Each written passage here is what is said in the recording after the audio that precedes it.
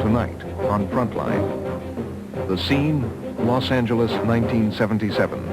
A frightening series of murders by the Hillside Strangler. One suspect, an all-American boy. I've always wanted to go to California, the sun, the girls, the beaches, you know, the dreams. The kid I knew couldn't have ever hurt anybody or killed anybody. This one I killed. This was the first one I killed. The question, is he insane? I was quite convinced that he was a full-fledged multiple personality. I believe that he is playing a role and playing a part. Through court-ordered videotapes, we examine with the experts the terrifying psychology of a killer, the mind of a murderer.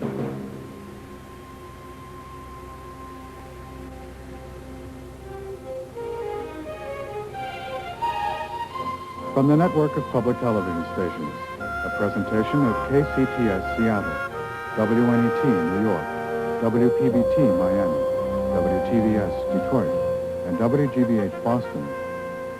This is Frontline with Judy Woodruff. Good evening.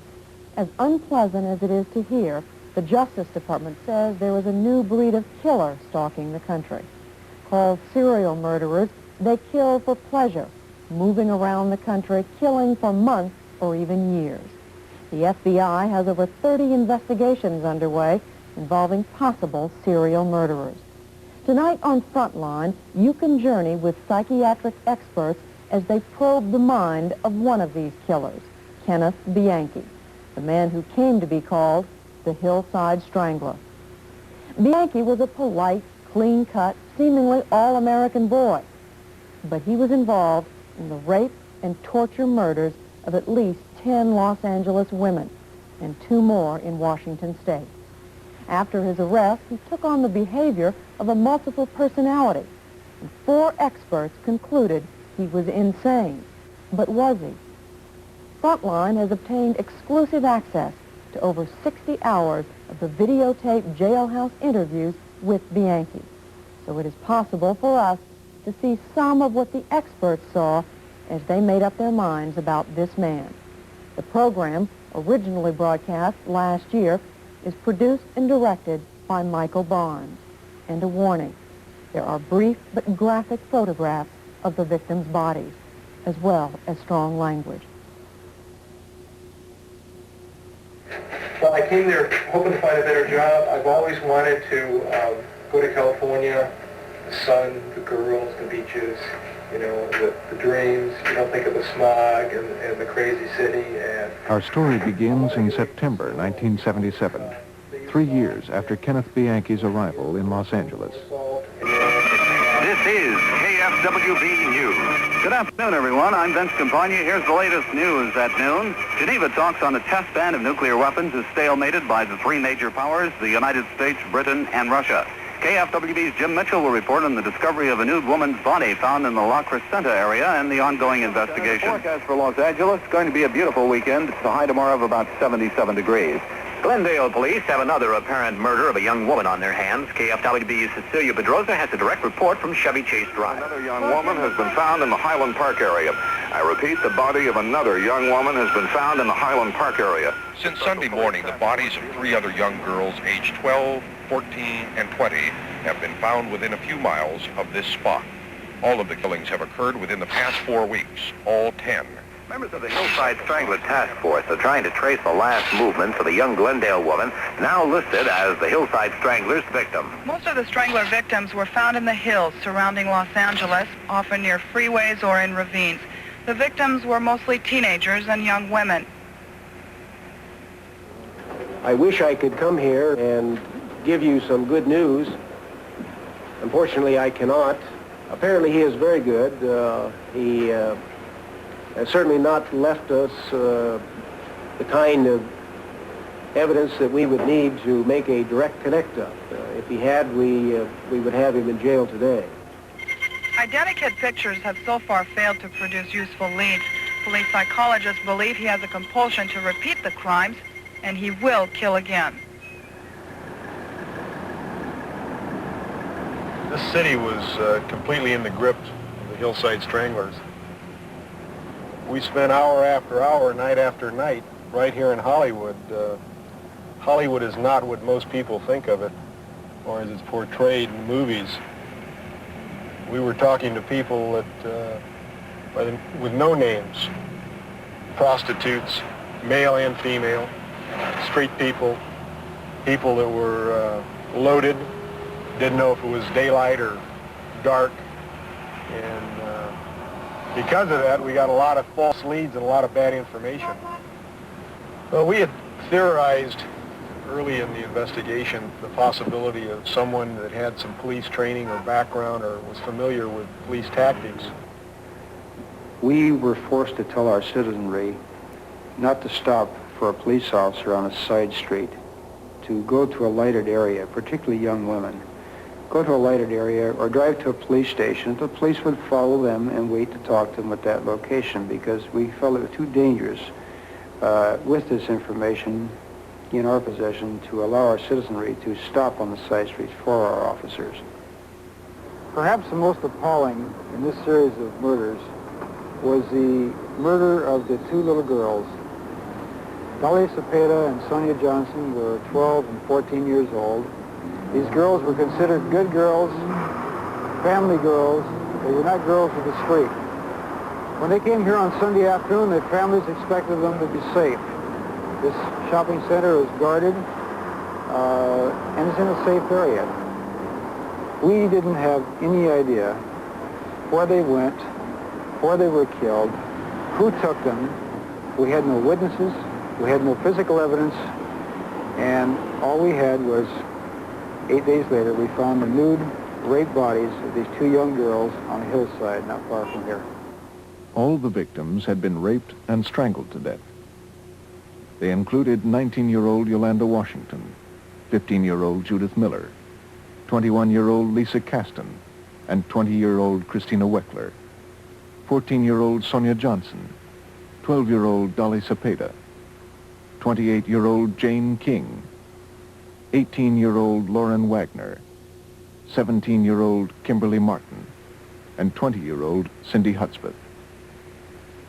What was so frightening about the Hillside Strangler was that the picture I had in my mind was of the average, ordinary man, someone that could be my colleague in the office, someone that could be waiting on my table in a restaurant, taking my tickets at the theater. He was not going to be a monster. He was going to fade into anonymity among all the other people. He was going to be somebody's loving son, loving husband, sweet brother, good neighbor. People were going to be surprised when we found out. And that was really frightening because you didn't have a way to guard yourself, to protect yourself, because it could have been anybody.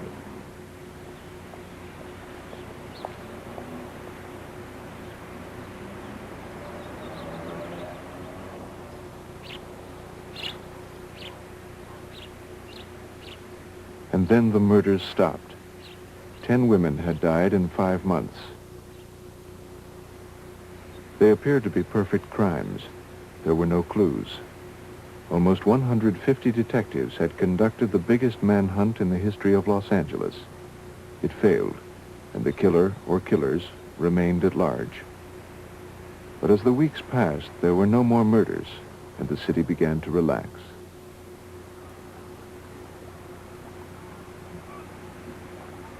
Nearly a year later, 2 young women, university students, were reported missing 1,100 miles north in Bellingham, a small lumber and fishing center just below the Canadian border in the state of Washington, a town with just 6 detectives. Go ahead, sir. Bellingham Police. Missing from where? The girl reported missing to us was Karen Mandick. We then contacted her boyfriend, and he told us that she had received a job house sitting. This would be when a person goes away for some reason and leaves the house vacant. Security agencies here in the city of Bellingham will have people come to the home and stay in the home for a period of time, like to an hour, while they put in security alarm systems or something on this order. She was to receive $100 for this hour's work. With her at the time, she took her roommate, Diane Wilder. We contacted the security agency, and the person in charge of this particular house sitting told us that he did not know Karen or Diane. But the police soon learned that, unbeknownst to the agency, one of their own security managers had lured Karen Mandic to the house with the promise of a well-paid job. Karen had been working at the Fred Meyer's department store. She was last seen driving her car to the house-sitting job. 18 hours later, the bodies of Karen Mandic and Diane Wilder were found in their car on this hillside overlooking Bellingham.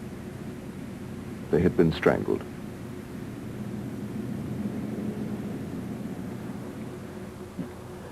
There were no fingerprints in the vehicle. However, there were strangulation marks on the bodies, and at this point it was decided to arrest the security guard, and this was a uniformed security guard. So arrangements were made with his boss to call him on the radio and have him dispatched to the South Terminal guard shack area, and we could arrest him there. As a uniformed security guard, he is armed, and this would be a much safer area for the police and everybody else to make an arrest of this type. The man arrested was 27-year-old Kenneth Bianchi. He had left the Glendale area of Los Angeles a few months earlier and come to live here with his son and girlfriend Kelly Boyd. The kid I knew couldn't have ever hurt anybody or killed anybody. What sort of person was he? He was very thoughtful and real helpful with the baby, and even around the house he was real helpful. He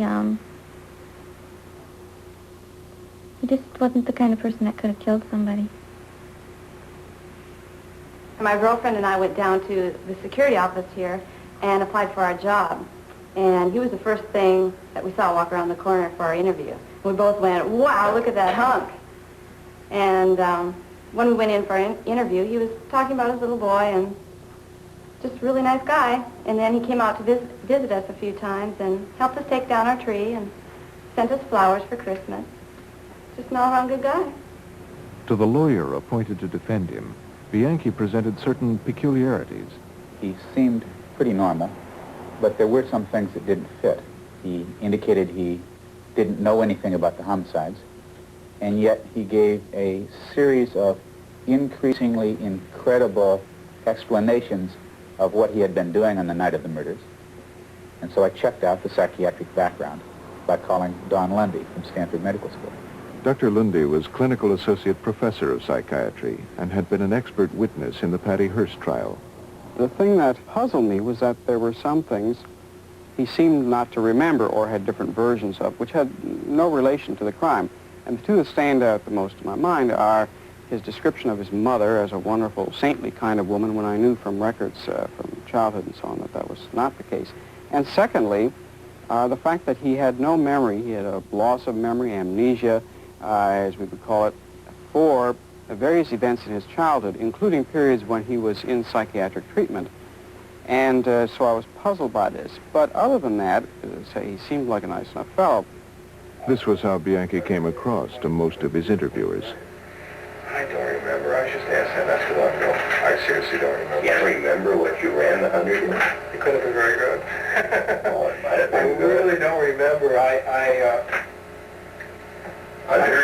thought about it. No, I think it was more like 10-1, something like that. Good for high school.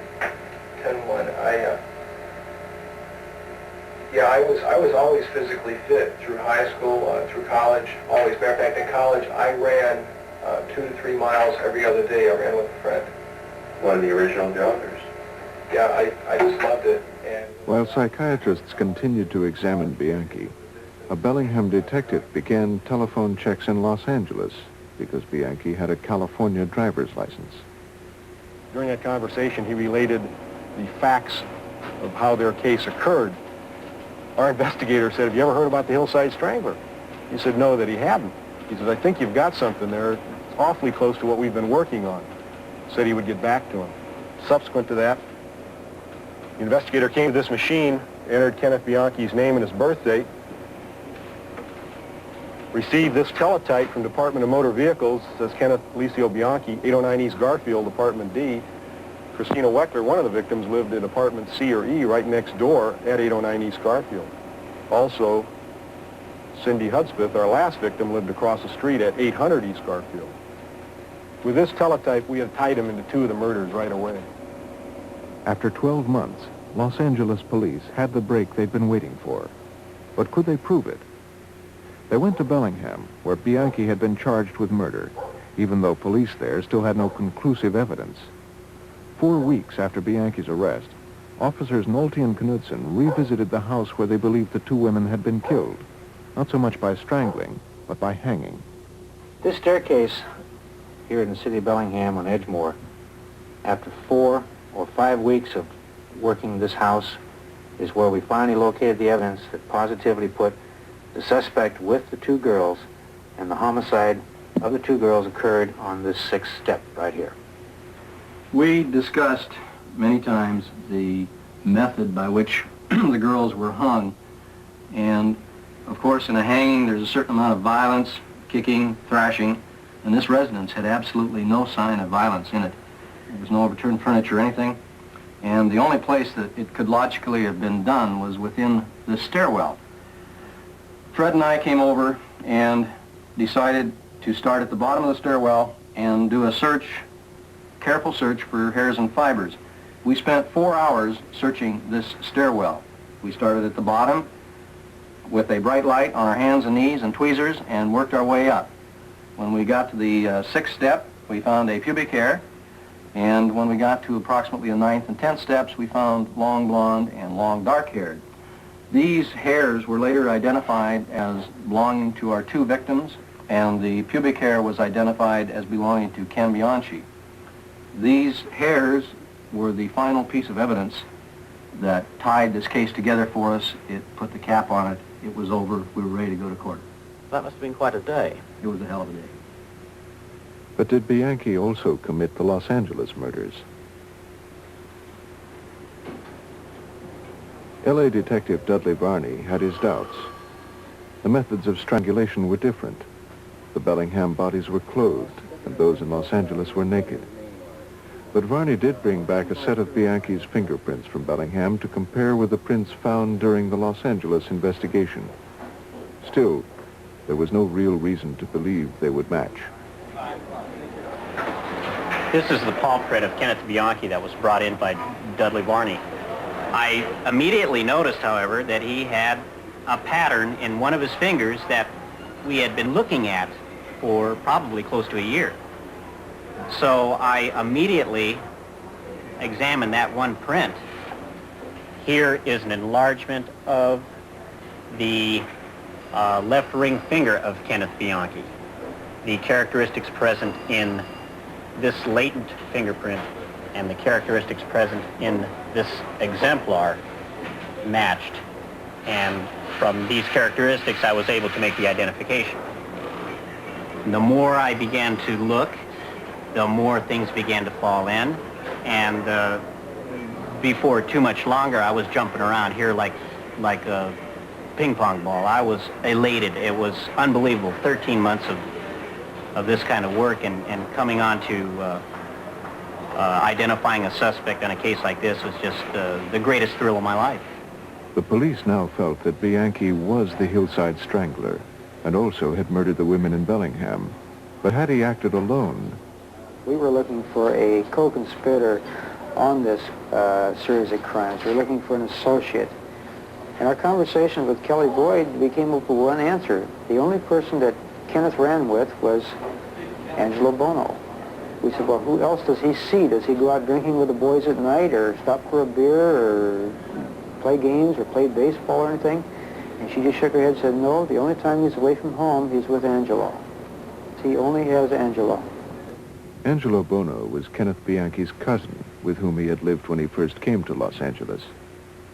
Buono was a hard-working, well-respected car upholsterer who had renovated many antique cars for show business personalities. There was nothing to link him with any of the murders, but the police put him under 24-hour surveillance. Back in Bellingham, despite the fingerprint evidence, Bianchi continued to insist on his innocence. Between the publicity and the damage it's done to my family and to myself, and to a point of where my lawyer and I just couldn't see eye to eye because I knew what I had done, and I hadn't killed any girls. But police evidence was so strong that Bianchi's lawyers began to investigate whether his failure to remember meant he had serious psychological problems. Investigation now focused not on his guilt, but on his state of mind. Dr. John Watkins, professor of psychology at the University of Montana, was asked by Bianchi's lawyers to use hypnosis to try to unblock Bianchi's memory. His arrival produced a sensational turning point in the case. He seemed to be an easygoing, nice, friendly young man like the boy next door. He was much more concerned about what was happening inside of himself than he was in regards to what the law might do to him. He didn't believe he could possibly have done these crimes and refused to allow his attorney to plead an insanity defense. And I spent about the first hour getting acquainted with him. Dr. Watkins visited Bianchi in the Bellingham jail. It was there that over 60 hours of interviews were eventually videotaped. And we're going to be tape recording, just a regular audio recording. And we also have some videotape here, which we may use later, and we'll use it only because it could be of help to you. I can't tell you, I'm terrified about this whole thing. And if you agree to it. No, I don't mind. Something inside of me was just boiling. I don't know why. I'm sorry I just ran out like that. That's all right. That's all right, Ken. I understand. I apologize. You feel okay now? Yes. Yes, I do. Well,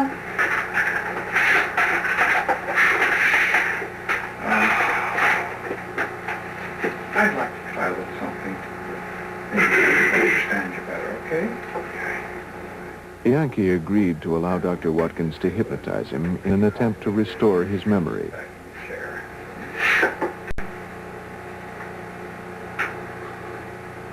You want me to sit back?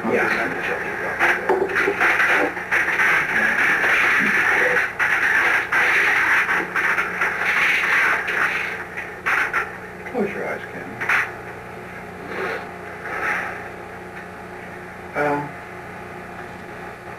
You were telling me that you were feeling very uncomfortable. I was sort of wondering why that feeling of uncomfortableness. Over the next few weeks, in a series of interviews that usually, but not always, included hypnosis, something totally unexpected happened. Dr. Watkins began to uncover an astonishing and different side to Kenneth Bianchi. I could know a little more why that uncomfortableness is there.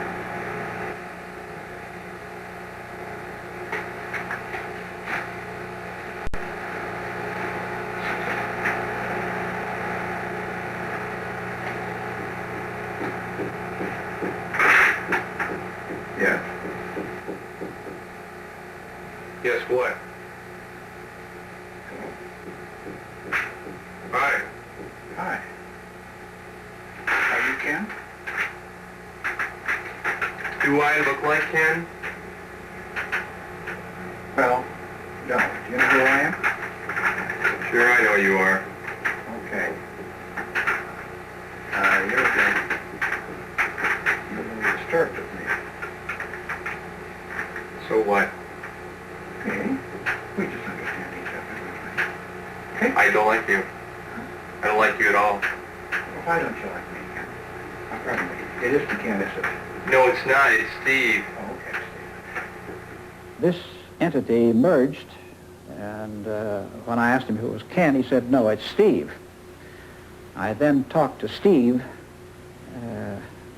about his situation. He kept talking about how he hated that turkey, meaning Ken, and how he was fooling that turkey. He also began to talk about the murders, said that he had conducted the murders, that Ken didn't know anything about it, and he laughed very heartily as he described how Ken would lose a tremendous amount of time. He asked me, he said, how would you feel if you lost more time than a broken clock? He also began to mention about killing those girls down in Los Angeles. Steve, the other personality, made a momentous confession. He admitted that he was the Hillside Strangler. Yeah, I killed the first girl. You killed the first girl? Who was she here? You know her? That nigger. Oh. That's Black Witch. I see. How did you happen to decide on her? Well, I didn't see anything wrong with it. It was just there.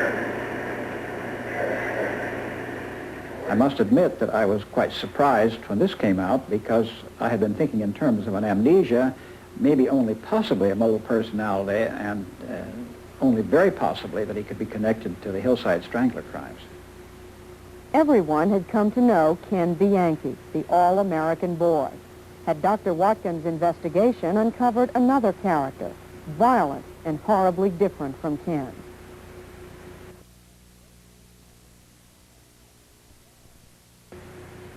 Psychiatrists had discovered in Ken Bianchi another horribly violent personality called Steve, and while Ken was under hypnosis, Steve came out and confessed that he was the Hillside Strangler. Multiple personality is a rare mental disorder made famous in the books Three Faces of Eve and Sybil and the movies which followed. These were true stories of people in whom two or more personalities existed in the same body. The claim that Bianchi, like Eve, had more than one personality transformed the case. In a true multiple personality, there are completely separate personalities within the same body. There may be 2 or 3 or 4 or more. Each one has its own identity. Each one has its own behaviors, its mannerisms, its speech, and when one is out, it may be completely unaware of the existence of the others. In later interviews, Steve, Ken's other personality, went on to say he and his cousin Angelo committed the murders together. Hey, man, it doesn't bother me any. I told you, killing a broad doesn't make any difference to me. Killing any fucking buddy doesn't make any difference. Maybe you didn't kill any of those. I don't know. Oh, hey, no, wrong, man. Hey, I killed a couple of these. Well, which one? You think you did, right? I don't know. I killed her. Angelo killed her. They mean the Wagner one Angelo killed. This broad I'd never seen before. Martin. This broad I'd never seen before. Hudspeth, you never saw them at all? No. Oh. This broad I'd never seen before. Robinson. This broad I killed. These two Angelo killed. Wexler. Johnson. This one I'd never seen before. Angelo killed, huh? This one I'd never seen before. This broad I killed. Barcombe you never seen before. This Caston is the broad you killed, you say? Am I going too fast? Yeah, you're going so damn fast. I'm not that smart. Okay. I'm not as bright as you are, so let's since I enjoy your taste here and your interest, and I'm really, very pleased that you've taken interest in this, I'm going to do you a favor. Let me borrow your script here, okay? Yeah, sure. Okay, I'll do you a favor, okay, so that you don't get lost along the way. Okay, all right. You do me the favor. It's real easy. Yeah. What you understand is, this one I killed. These two I don't know about. This one I don't know about. This one I killed. This was the first one I killed. Yeah. This one. This one. Remember that cunt. Could she have worn her hair differently or something? I don't know. Fucking remember. How would I know?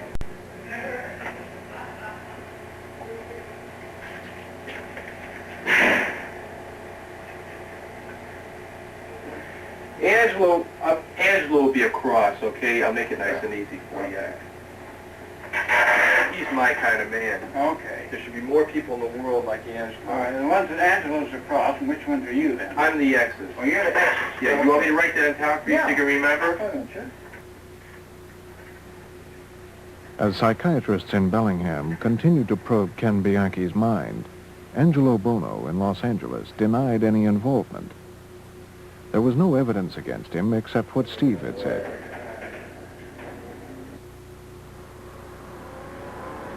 The Los Angeles police had their own doubts about the value of the videotaped hypnosis sessions. I almost threw up.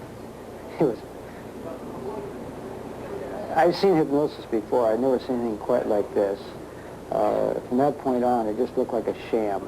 I've still got my notebook where, after viewing the first tapes, I wrote in there, "This is bullshit," and underlined it 3 times.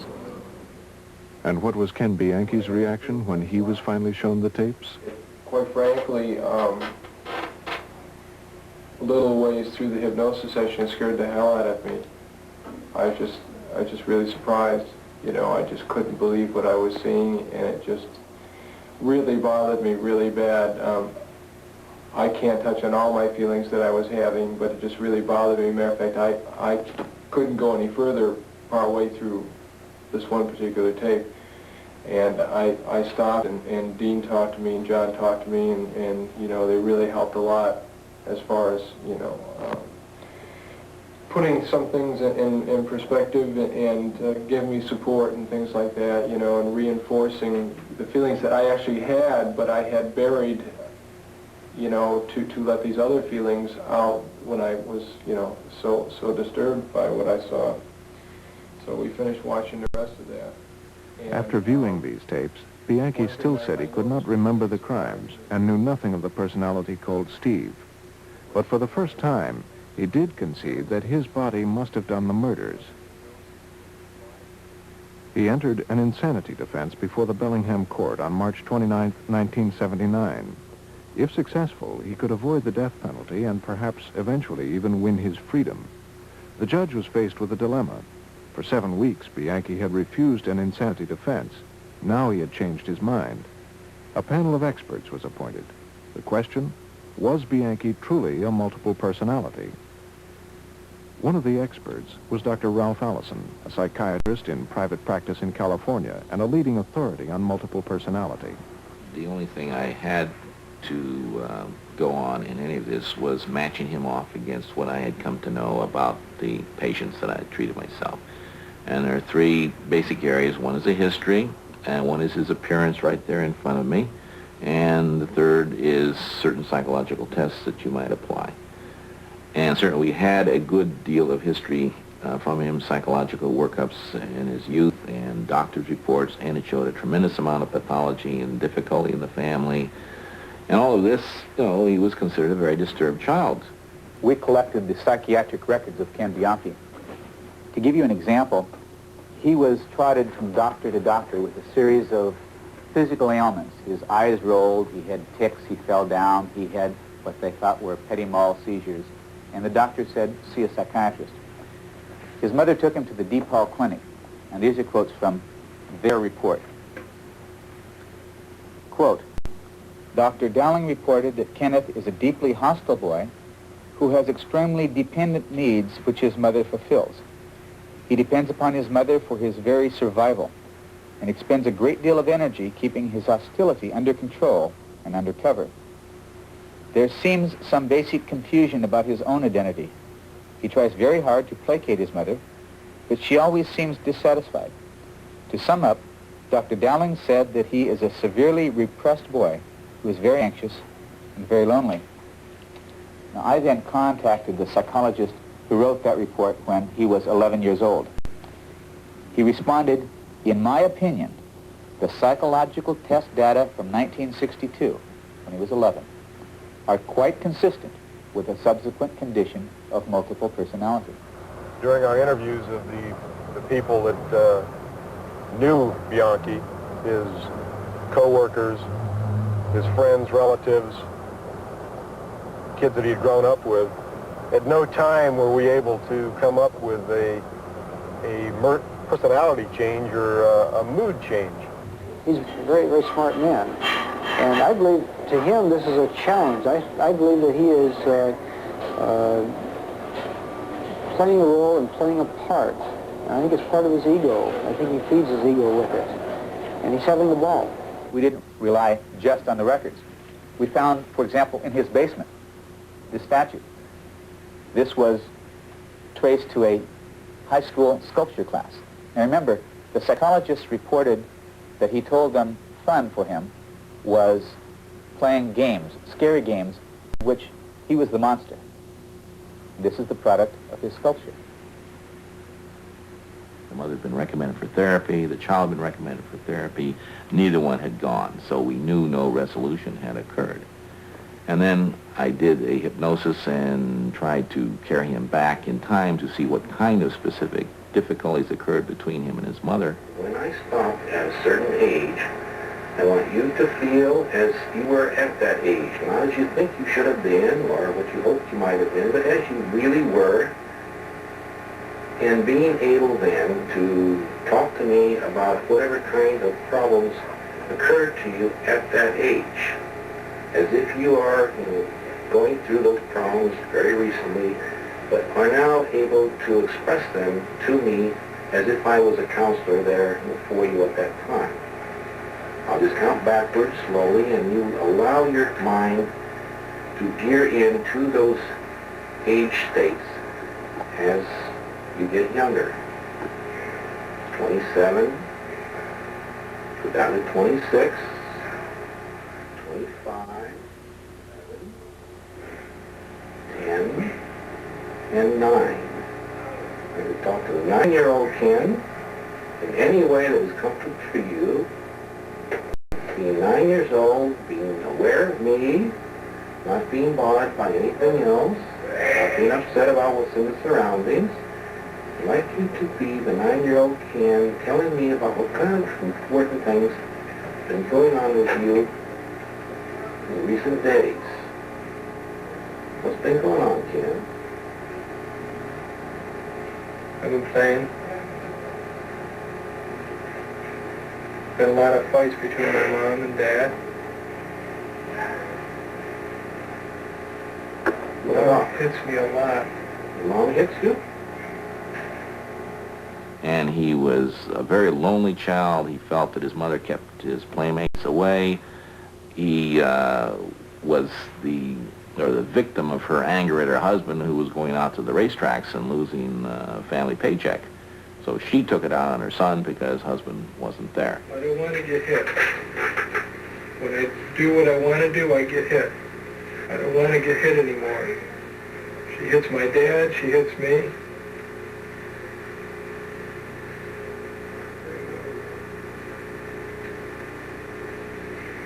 Where are you living now? Big green house. On what street? Villa Street. What town? Rochester, New York. How old are you? Just turning 9. How do you celebrate your 9th birthday?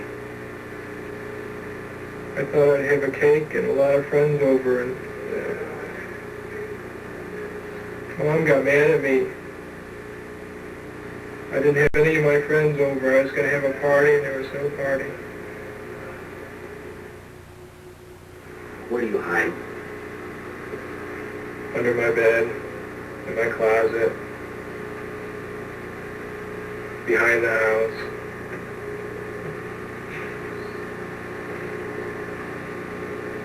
The best place.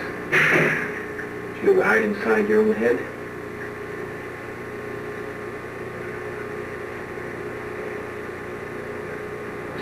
Sometimes, just to get away. What are you doing there? Talk.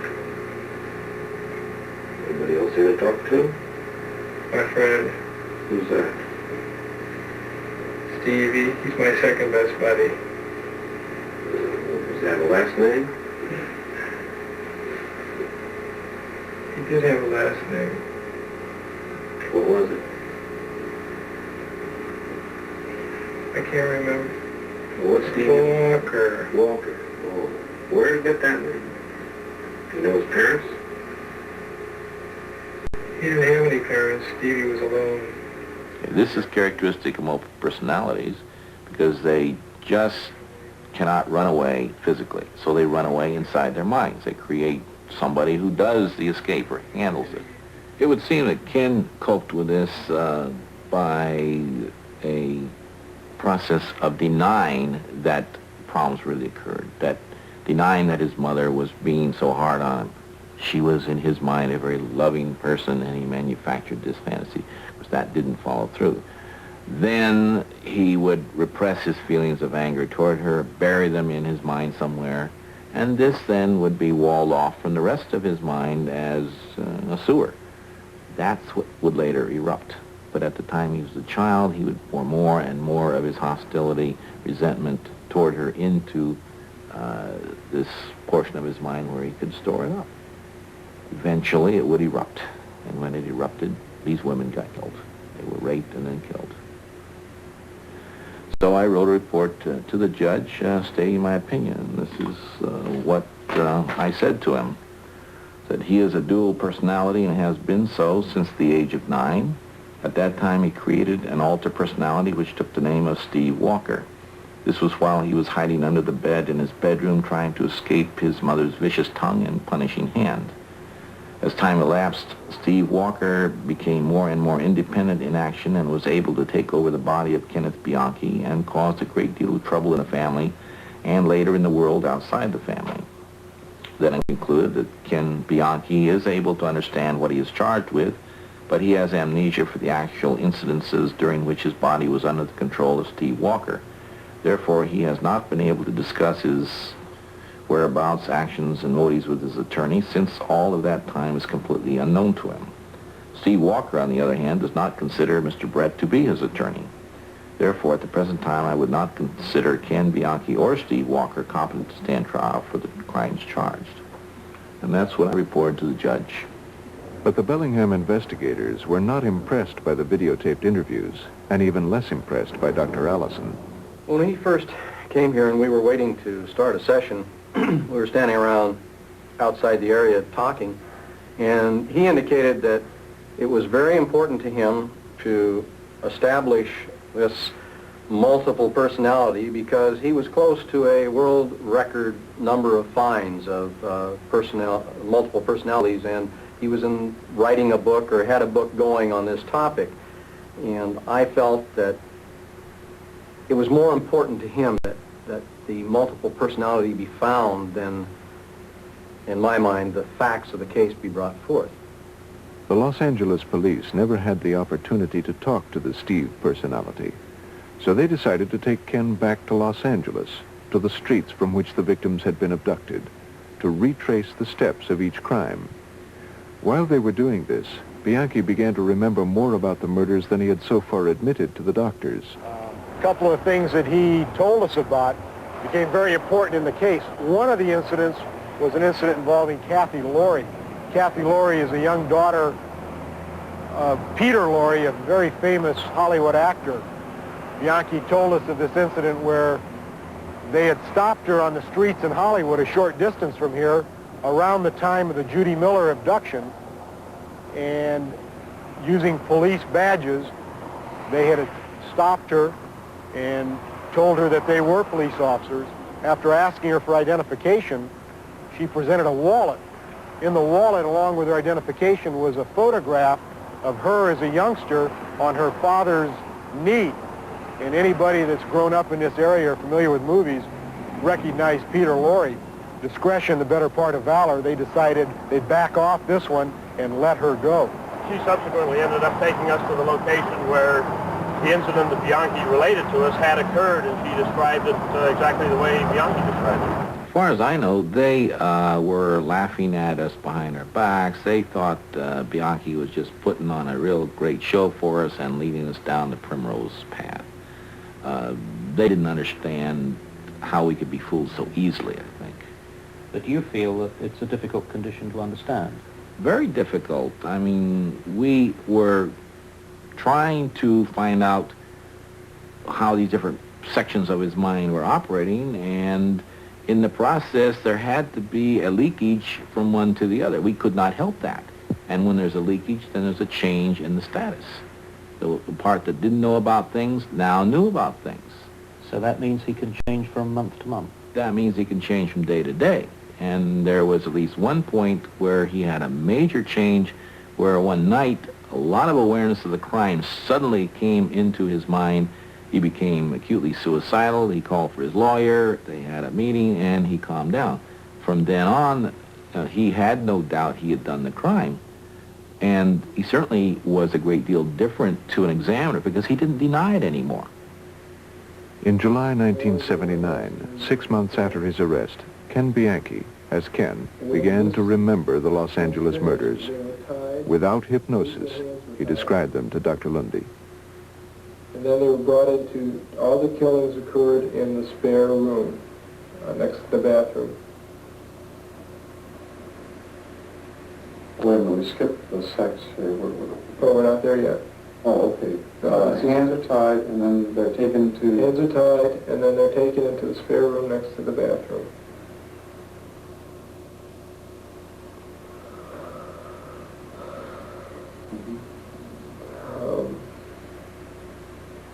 That's when there was sex with the girls. After that, they were untied, allowed to dress themselves, tied up again, and they sat back on the bed. And meanwhile, everything was made ready.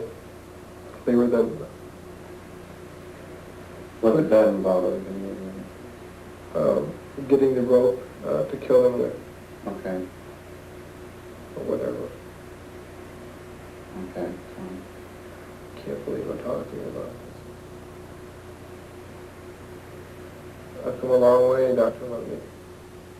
4 experts now agreed Bianchi was insane, and the county prosecutor feared he could go free. I was very concerned. I spoke to the defense attorney, and he's a person I've worked with on many cases, and he's a very straightforward attorney. And he was absolutely convinced that Mr. Bianchi was a multiple personality and felt that he could actually convince me of that. And he believed that he would be acquitted by reason of insanity. That concerned me a great deal because that meant he would be out on the streets if he could just convince a number of psychiatrists that he was cured of his problem, which I felt he could easily do. So how did you handle this? We sought an expert in hypnosis, and in fact we obtained a worldwide recognized expert, Dr. Orn. Dr. Martin Orn is professor of psychology and psychiatry at the University of Pennsylvania. Could he shed new light on Kenneth Bianchi?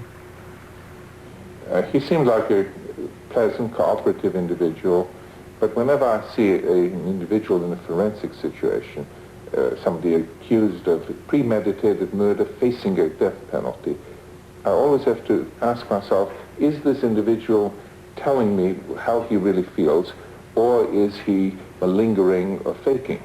Because after all, there's a tremendous motivation to appear insane and that way not be responsible for the things he did. And so that before you can make a diagnosis, well, I have to decide whether he is for real. I've met Ken, but I haven't met Steve yet. So I'd like to meet Steve for a bit.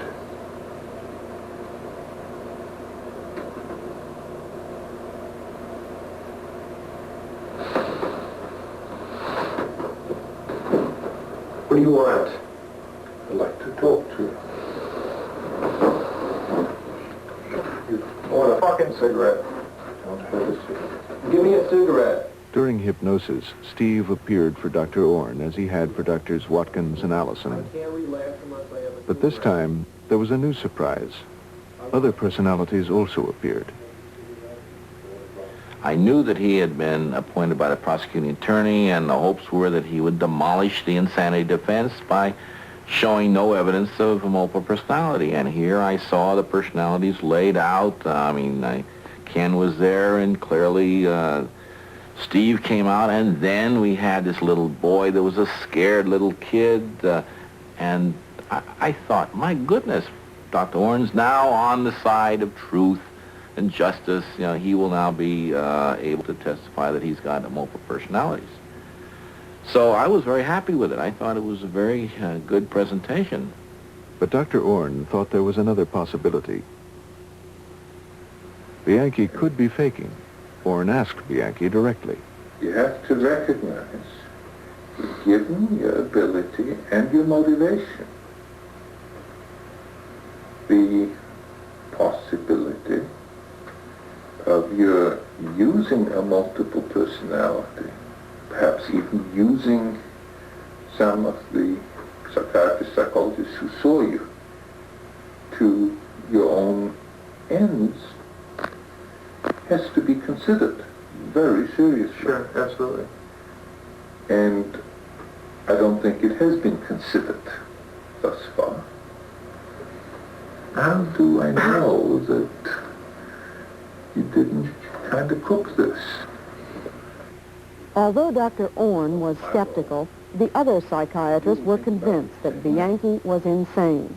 The police were equally convinced that Bianchi had fooled the experts. How do you resolve it then? They feared that two mass murderers, Bianchi and his cousin Angelo Buono, could go free. Frontline will continue after this break.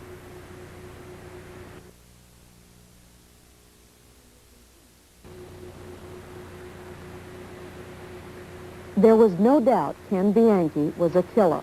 But was he insane, a multiple personality, or was he faking to avoid the death penalty?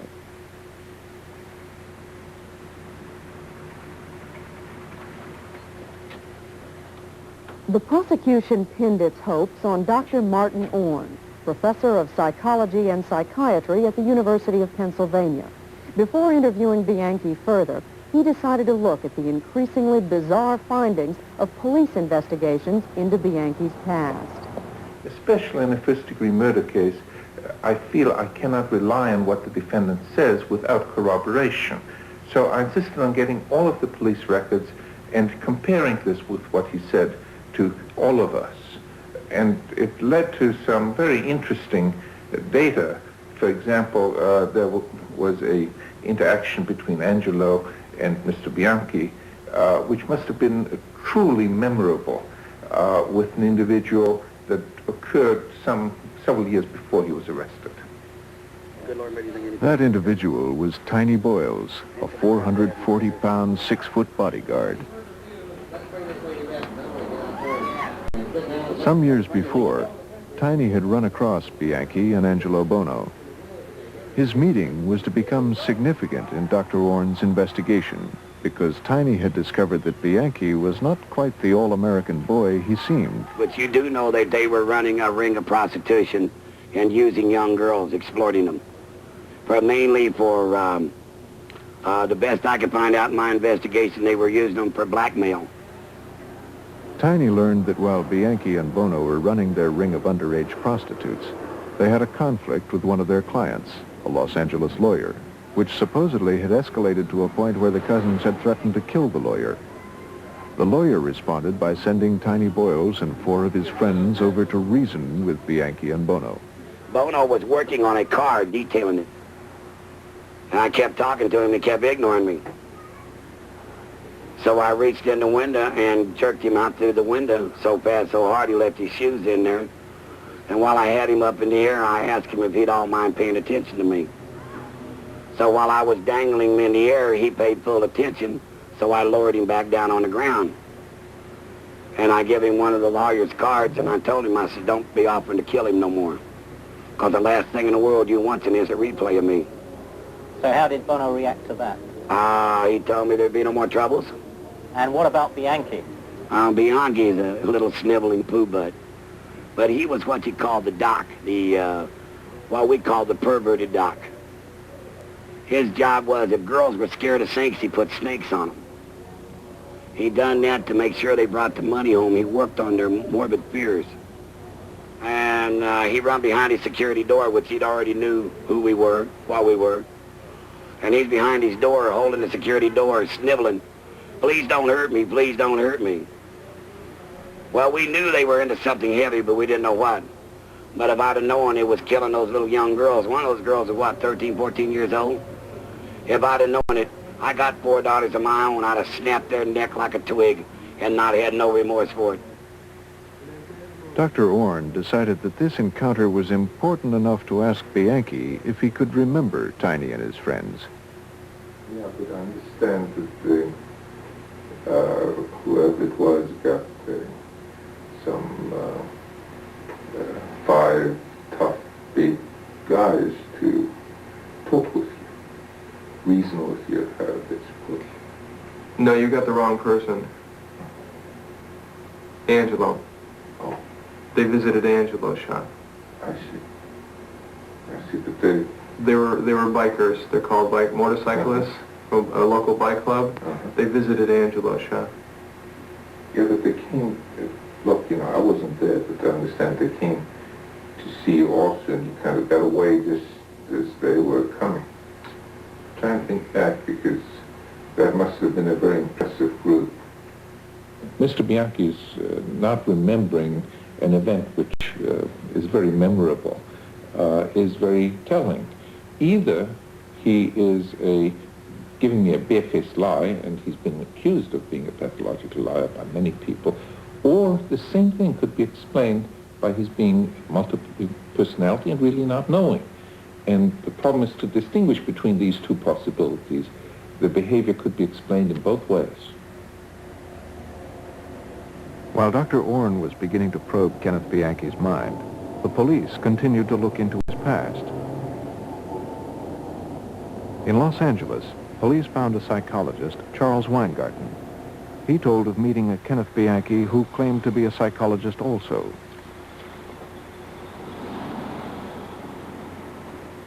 He wanted to rent office space from me. He said that he was desperate for some space, and I told him we weren't renting, but I would let him use the office for a couple of weeks till he could find permanent space. He was very appropriate when he came in. He smiled easily. He talked well about transactional analysis, which is the kind of therapy that he said he used. We talked a little about that. How did he present himself? He was very well dressed. He appeared to be intelligent. He sounded that way.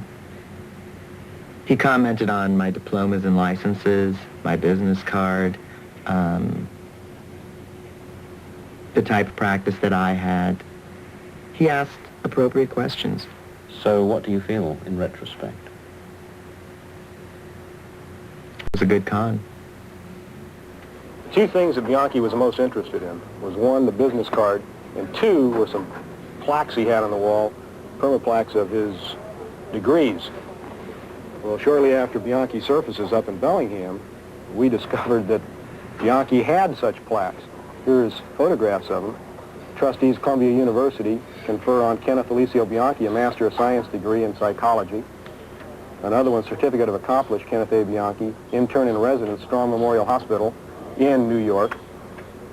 And an interesting one here is an institution or an association that doesn't even exist, the National Psychiatric Association of America, Kenneth A. Bianchi, Doctor of Psychiatry. We came across a handwritten flyer that he had been putting under the windshield wipers of cars parked in the neighborhood.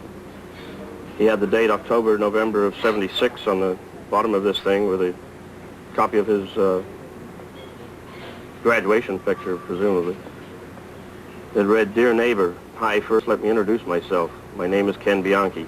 I'm a '74 graduate of Columbia University, served an internship at a major New York hospital, and over 2 years of private practice."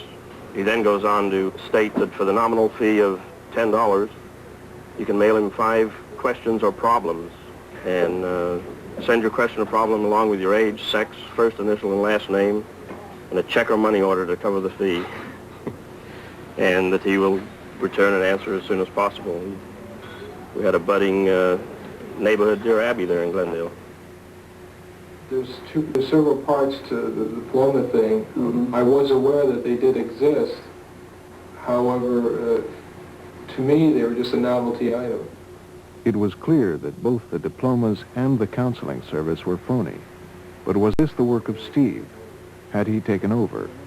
Was Ken only now beginning to remember Steve's actions? It could be read that way. Dr. Orn went to the Bellingham jail in May 1979 in an attempt to find out if Kenneth Bianchi was a genuine multiple personality or not.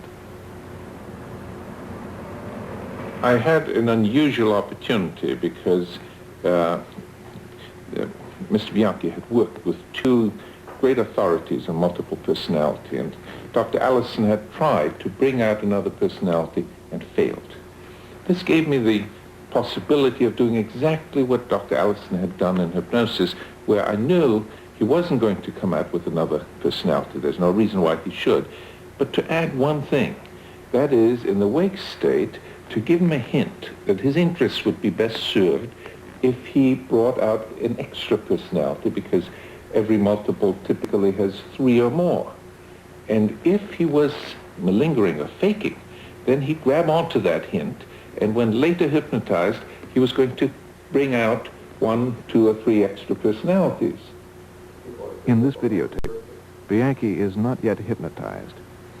Dr. Orn will quietly drop the hint that genuine multiples usually have more than 2 personalities. I was told that there was a possibility that I had what's called a multiple personality, which means that there are 2 separate distinct personalities within the same body, I guess. It's very rare for there to be 2, actually. That's one of the things I'm curious about. Yeah, they mentioned only the 2. I don't know. I really don't know that much about the field. It's just as new to me as it is to, a lot of other people. All right. As I say, 1, you'll grow deeper, you'll sink deeper, and you will become aware of it happening. It will not be frightening to you because you know I'm here and you're safe. Later that day, Dr. Orn put Bianchi to the test. Under hypnosis, Orn asked whether there were any other personalities whom he and the other psychiatrists had not met. Would Bianchi take the hint? And as I talk to you now, that part of you which has not talked to anyone, that is not Ken, and that is not Steve, may come forth. What is your name? Billy? All right, Billy. Tell me, what you know about Kent? I don't know, Ken. Mm-hmm. Okay. And what is your last name? I don't know. Mm-hmm. And how about Steve? I know Steve. Mm-hmm. Do you like Steve? He's a bad egg. Doctors Watkins and Allison applauded Dr. Orn's success in bringing out this new personality. Had he succeeded where they had failed? Well, actually, I mimicked the approaches which they took. And if you don't notice the little hint which I gave that every multiple personality typically has 3, and you overlook that, then it certainly appears as if I did a better job than they did because the part came out for me and it hadn't for them. But that's because of what I said in the wake state, not what I said in hypnosis. So you mean Mr. Bianchi just picked it up because it would make him more credible? That's the way I interpret it, exactly.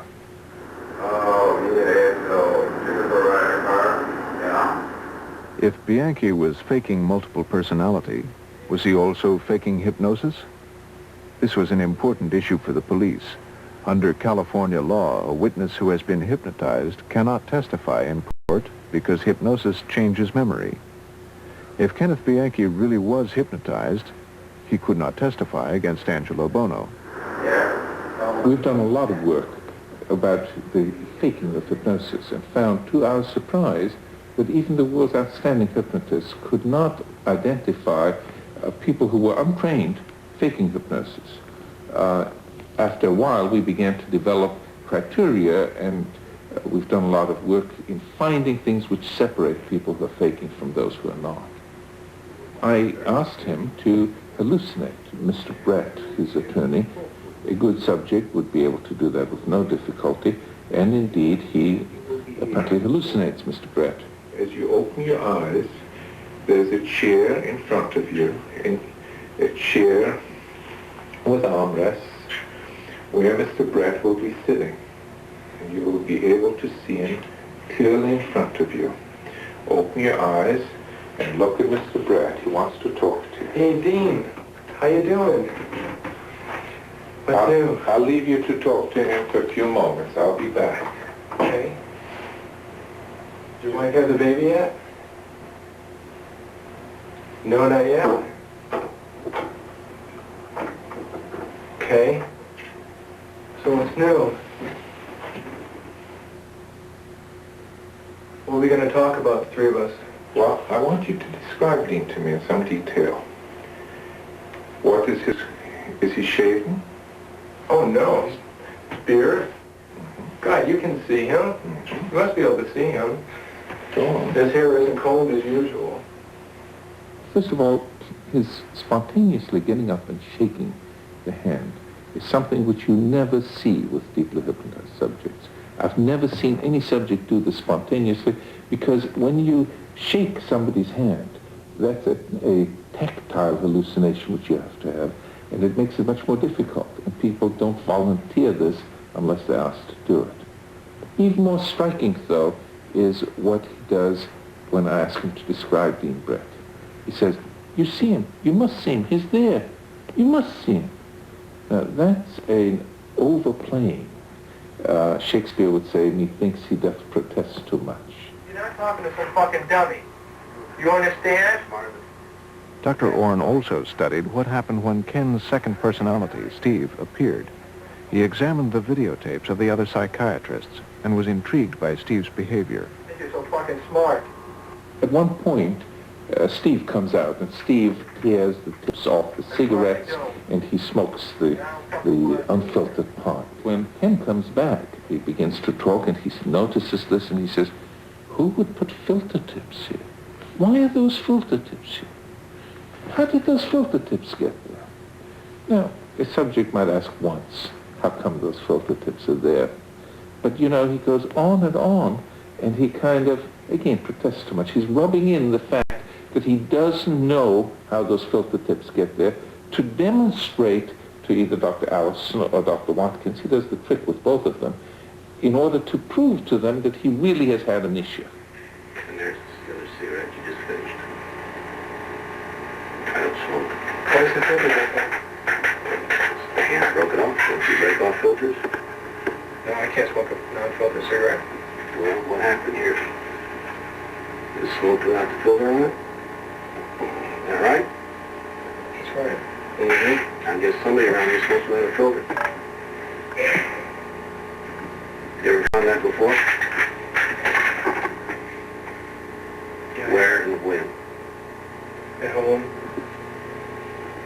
Different times, you know, around apartments I've had. I thought maybe it broke when I put it into the ashtray and after I... It doesn't look like that. No, I think so. As if he thought that the experts were all kind of thick, and he's got to really rub it in so they should understand it. By the same token, he picks up on cues. When he is asked whether he had ever seen those filter tips around, he thinks for a while, and then out he comes, "Yes, of course, I saw them, and they puzzled me. I didn't know what they were," and he describes this. The catch is, his wife never reports anything of that kind. No one has ever seen anything of that sort. There's absolutely no corroboration. Furthermore, he's seen Three Faces of Eve, the film, which is like an education in how to fake a multiple personality. And a lot of other data, which is in the police records and in the interviews, convince me that this man is faking a multiple personality, and he's faking a person. I was flabbergasted. I felt that totally surprised that after his particular interviews, he came out with an exactly opposite conclusion from what I saw in observing his tapes. What in particular in his tapes confirmed your diagnosis? The behavior of Bianchi in going into hypnosis and coming out, the inductions that were used by Orne were very typical of hypnotized subjects. The personalities that came out showed the same clear-cut differences that they did when they came out for me. The controversy continued. Was Bianchi insane or was he faking? If he were insane, he could not testify against his cousin, Angelo Buono. With no hard evidence to arrest Buono, police feared he would go free.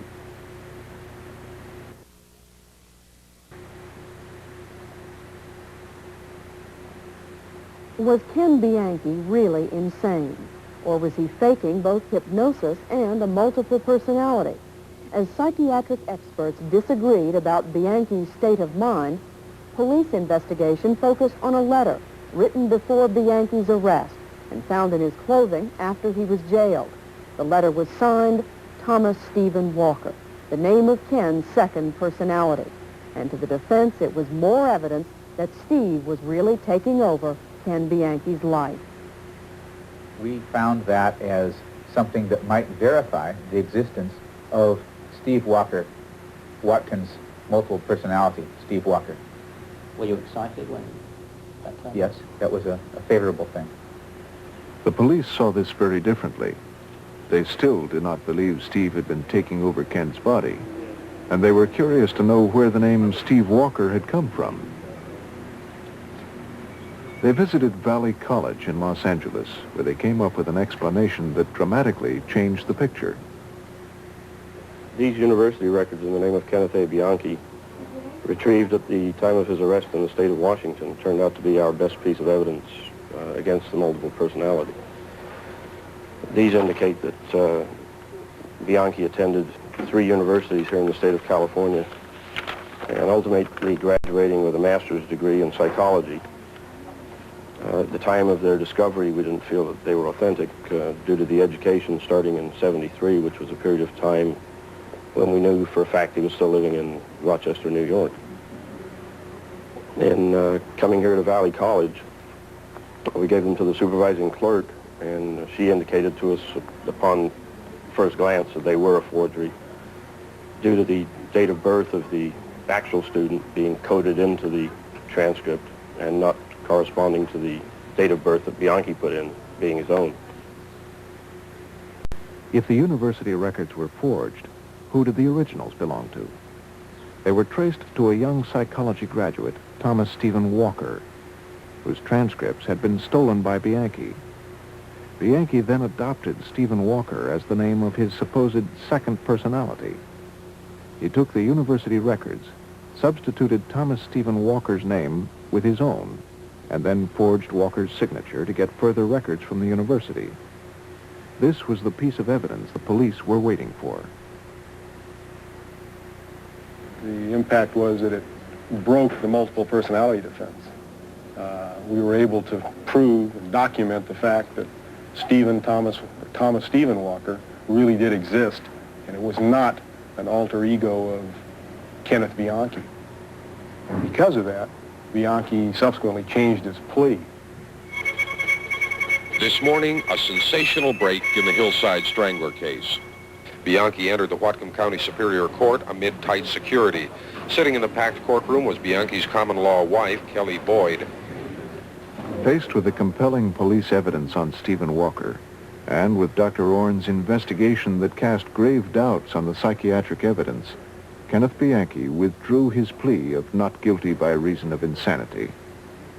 In a plea bargain, the state of Washington dropped its demand for the death penalty in exchange for an agreement from Bianchi to plead guilty to the Bellingham murders and to testify against Angelo Buono in Los Angeles. Bianchi, who had wept openly during much of the hour-long proceeding, was asked if he had anything to say before the sentence was passed. Your Honor, I can't find the words to express the sorrow I feel for what I've done. In no way can I take away the pain that I've given to others. And in no way can I expect forgiveness from anybody. After the hearing, Bianchi was flown to Los Angeles to be arraigned with the Hillside Strangler murders. That he testifies against his cousin, Angelo Buono. Buono was taken into custody earlier yesterday after being arrested at his home in Glendale. Prosecutors now have some evidence linking 45-year-old Angelo Buono to the Hillside Strangler murders, but they do not think this evidence is enough without the testimony of his cousin. The fate of Angelo Buono now rests on the credibility of Kenneth Bianchi as a witness. Kenneth Bianchi's state of mind became the central legal question in Los Angeles. No court had yet ruled on his sanity or whether he had truly been hypnotized. If he was insane, or if he had been hypnotized, he would be unable to testify against Angelo Buono. An alleged mass murderer might go free. As court hearings on Bianchi's sanity approached, Dr. Orn consulted Dr. Margaret Singer, a professor of psychology at the University of California in Berkeley. From childhood on, Mr. Bianchi's history is that of a typical psychopath. Even his own mother said that he lied. And he has a history of lifelong, almost pointless lying, which is the mark of a psychopathic kind of habitual lying, that it's easier to lie than to tell the truth. And the lying is done usually just to try to persuade a person or to make the psychopath feel better at the moment. While Bianchi was in jail, he sent almost 50 love letters to a young woman he had known in Bellingham. Dr. Singer saw these letters as evidence of the lies and manipulative charm of a psychopath. They were addressed to hairdresser Angie Kinneberg. He seemed interested in what I was doing with myself, and he was honest with me, concerned, and very convincing, even in his writing. I believed anything he said to me, and he told me he was innocent. He once said that he wished it would be like a Perry Mason movie, where in the end someone would stand up and say they were with him in the night of questions. And in the meantime, after he got arrested, I received some letters. Like on February 2nd, it says, "If I can't account for the time between 8:10 and 9:50, I'm probably going to die in the gas chamber because of what someone else did. If only I had come over to see you, I would have had an alibi that would save my life." On February 8th, it says, "I wish there was someone who was with me that January 11th night from around 8 till almost 10 p.m. Someone who can give a statement to that effect and swear to it." On February 25th, "Dean came in this morning and said that if you don't come forward before February 28th, you can never come forward in my behalf. I told him you feared for your life. He said, without your testimony, I was sunk." What did you make of this? I read between the lines, and I decided that he wanted me to write an alibi for him, which I did. And I sent it to him in jail. What was going through your mind? Well, at first I thought, how could this person do anything wrong? I figured if he could get out of jail, he could prove himself. But I wrote to him saying where we were, what I was wearing, and all these things. And after I sent it to him, a couple days later, I decided, I can't do this. This is all wrong. So I decided to tell him, just get rid of him. Then a couple days later, his lawyer called me and asked to have a talk with me. So I went and spoke to him. And he said that if I went along with it, I would be an accessory to the fact. I already told him, though, that I'd told Ken to get rid of the letter. How did Ken take it? The last time I got to see him was to tell him that I decided not to do it. And he said, whatever you feel is best. Angie Kinneberg still writes me now and again, and she has this fantasy love affair going with me, even though there's never been anything between us. It has something that has grown and grown. I mean, I want to read some. I don't have all the letters. I've destroyed a lot of them because they're just, but I mean, it's just grown into such a fantastic one-sided love affair. She's just madly in love. She signs her letters now, "I love you very much." Angie was only one. There were 12 other alibis. Psychopaths never quit. For example, he had asked his mother to type an alibi letter for him with rubber gloves on so there'd be no fingerprints on it, and would she fly to Seattle, Washington still with rubber gloves and mail it so that would establish an alibi. He also tried to blame the murders in Washington on Greg, a dead motorcyclist whom he knew was dead.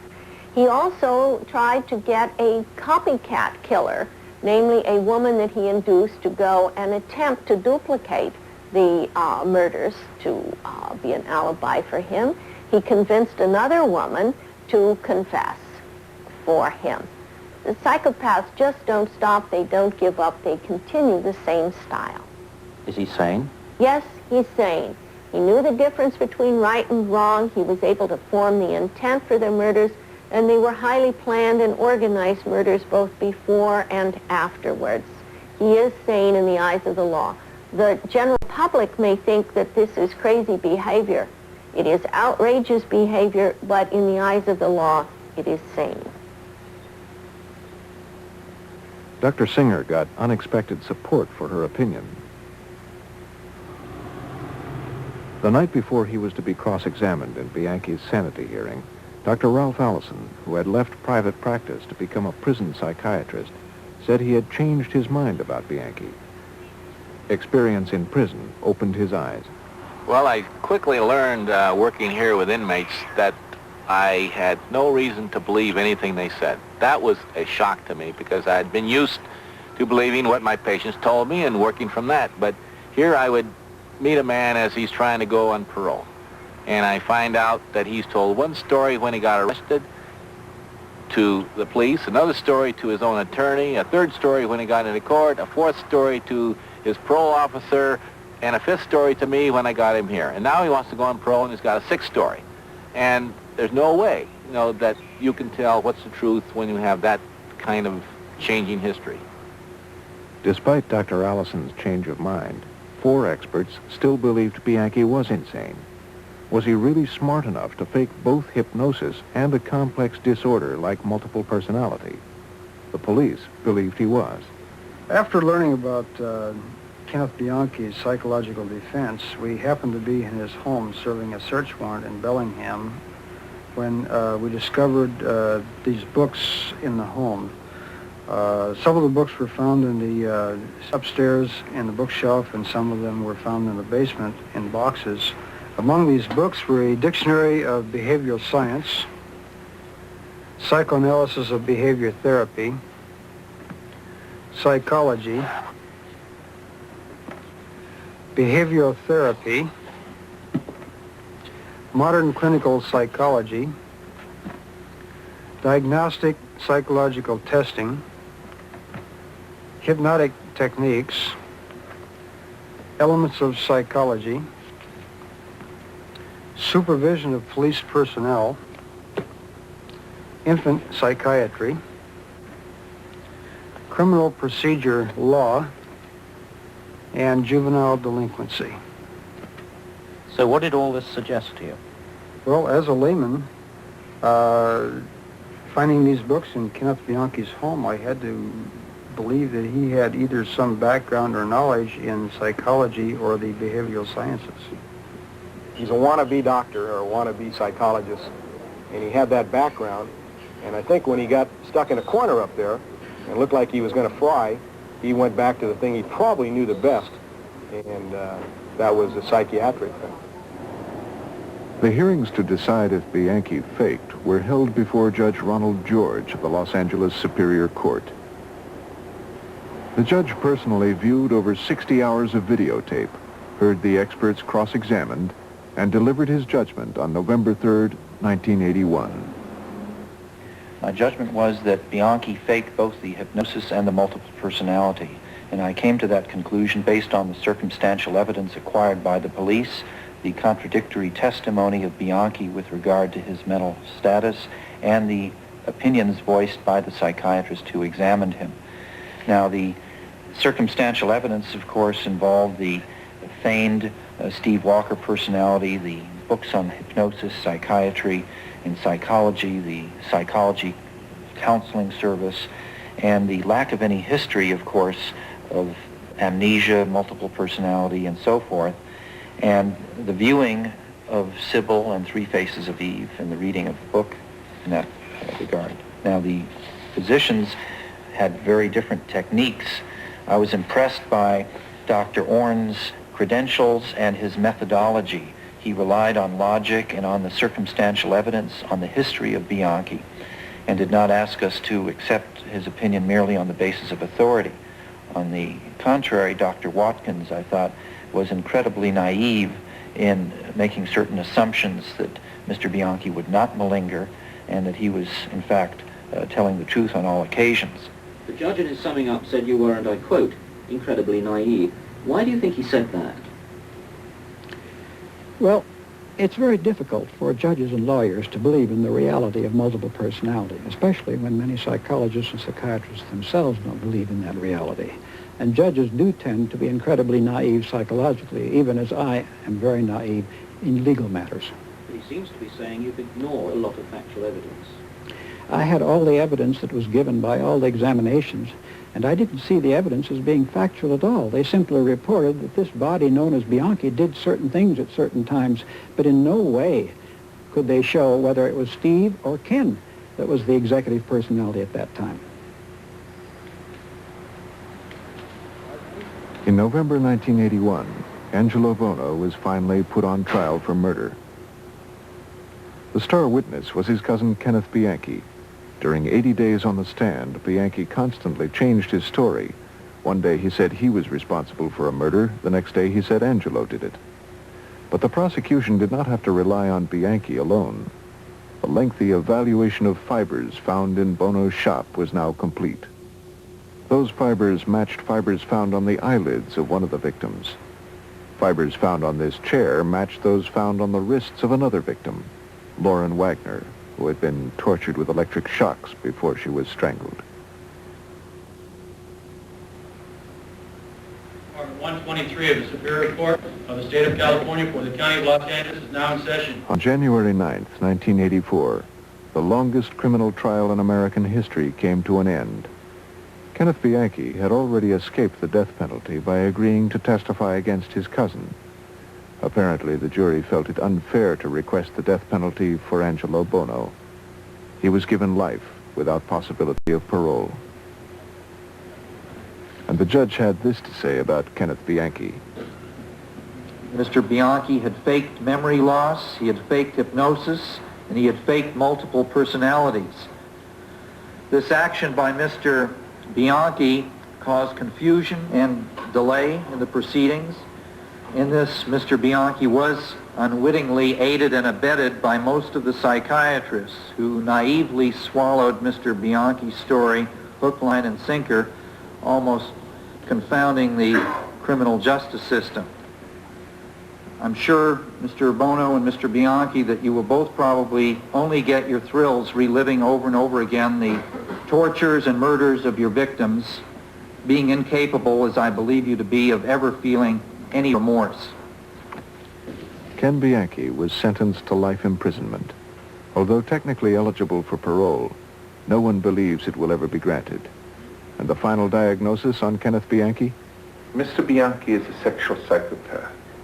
What is wrong is that the sexual impulse becomes twisted and fused with violence, so that the individual derives sexual satisfaction from the violence around a murder. And what creates such a psychopath? Science really doesn't know. There may be genetic and environmental influences intermingling. We don't really know for sure. He may simply be evil.